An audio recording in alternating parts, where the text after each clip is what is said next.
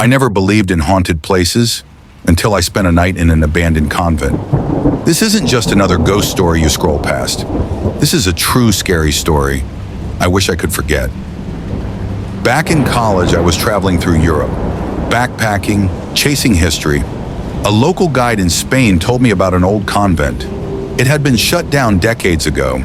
They said a nun had broken her vows and was punished in ways the church never admitted. The villagers whispered about paranormal activity, shadows walking the halls, screams echoing through the chapel at night.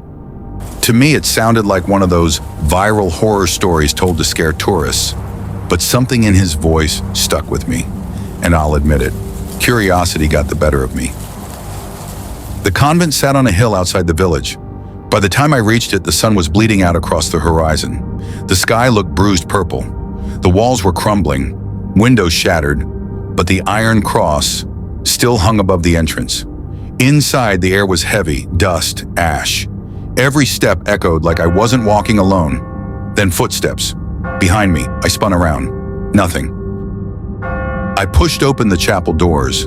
That's when I saw her. At first, I thought it was just a statue, a tall figure in black robes standing near the altar. But my flashlight flickered, and she was gone. My chest tightened. My hands started shaking. This wasn't just a paranormal story anymore. This was happening to me. I pulled out my phone, hoping to record proof. The screen glitched with static. The camera froze on my own terrified face. And then I heard it. Confess. The voice came from right behind me. I turned so fast I nearly dropped the phone. No one there, just freezing air pressing against my skin. I stumbled closer to the altar. The floorboards were stained dark. It wasn't rot, it was dried blood. Suddenly, the church bell rang above me, 3 times. The sound tore through the chapel, metallic, deafening. But the bell tower had collapsed years ago. She appeared again, not at the altar, but in the aisle, 10 feet away. A nun, her face pale, eyes black hollows that drank in the light. Her habit was torn, her veil shredded, like she had clawed her way out of a grave. She raised a hand and pointed straight at me. Then she walked, slow, dragging her feet, each step louder than the last. My body finally reacted. I ran, through the hallway, over rubble, my heart hammering like it would burst. Behind me, the slap of bare feet chasing me. Closer, faster, right behind me. I crashed into the entrance doors.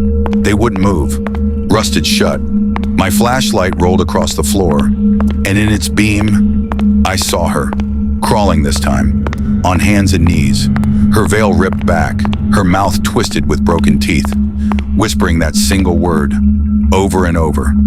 Confess, confess, confess.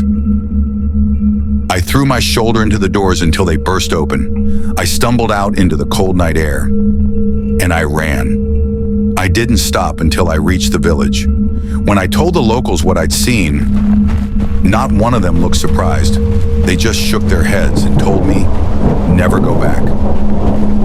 Even now, years later, I still see her when I close my eyes.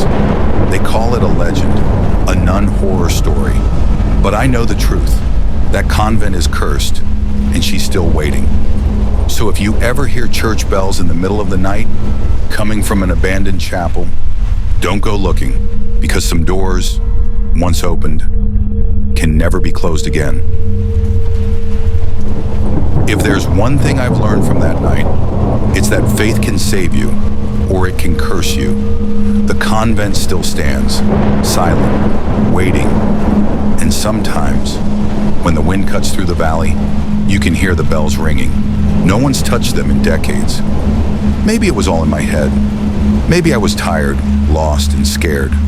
But I swear, I still feel her eyes on me when I close mine. If you ever find yourself walking past an abandoned chapel, a forgotten convent, or a place where whispers never die, don't go in, because some doors, once opened, never close again. If you enjoyed this story and want more terrifying encounters, make sure to subscribe to Supernatural Encounters.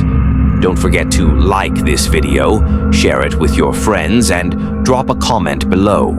I'd love to hear what you would have done if you were in this situation. Your support helps me bring you even more chilling true horror stories. Stay safe and stay haunted.